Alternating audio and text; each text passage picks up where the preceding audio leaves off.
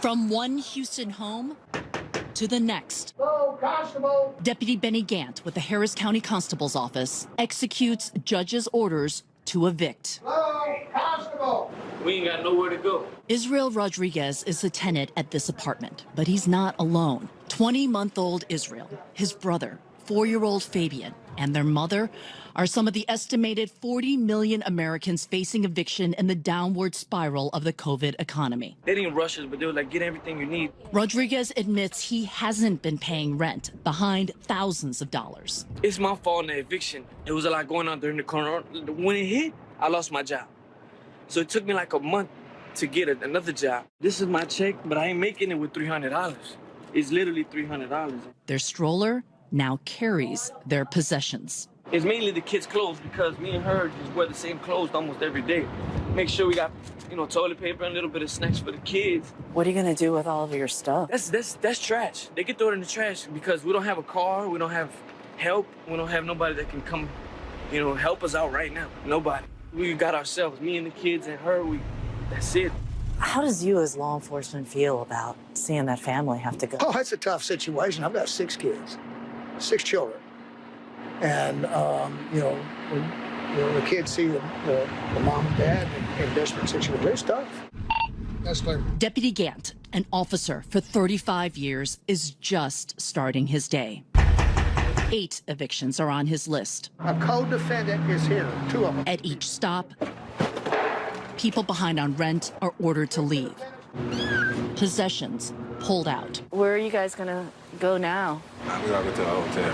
You can go to a hotel? As Deputy Gant works through his list, we get word that 200 eviction orders have come through the Harris County courts for this week. That's double what they normally saw for an entire month before COVID. 200 on Monday. What does that... Well, that's a lot, yeah. What does that say to you? Well, what that means is that they're ready to start having people removed from properties. It is a backlog, but it's also just one precinct in one of America's hardest hit cities in evictions. The job takes its toll. I don't really want to put her out here, but I have to under this judge's order. At this apartment, the tenant is an elderly woman who can no longer afford the rent. The landlord's mover, Francisco Munoz, works, though he doesn't want to. I have a family, I have a sister, I have my mom, and we never know. Maybe today is her, tomorrow's me, Midway through the eviction, Deputy Gant decides it's too dangerous to evict her in the Houston summer heat. I'm not going to put her out here in this heat. And will call social services instead. It's day today, but tomorrow you're leaving. A one-day reprieve with an uncertain tomorrow. You have a situation where people aren't working, they don't have the money, and they're desperate. Kyung La joins us now. Kyung, that's heartbreaking. That's just heartbreaking to see what these people are going through. I know there was a CDC announcement today. You've been reporting on it. Is it clear how it might work? Absolutely not. Here's a view from Harris County. The constable's office here has immediately put a hold on everything as local municipalities try to figure out exactly what does this mean. Are there going to be challenges in court? What does this mean if there's a state authority that steps in, like an attorney general? They don't know at this point.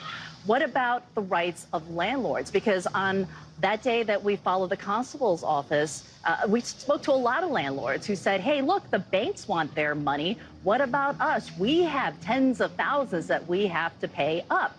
And then it's a question of who do you evict? Because some people won't be evictable if they make a certain income or if they have or have not filled out the right paperwork. So it's very confusing. And then on the side of the tenants, what tenants are saying is that, hey, this is nice and all, but there's no rent forgiveness. This is simply kicking the can down the road on January 1st. If they haven't kept up, there's going to be a tremendous bill due for a lot of people, the very same people who you've heard about in this story, John. Kyung La, what a story. What an important piece of reporting there. Thank you so much. Painful, but thank you so much for shining a light on it. If you see something, say something.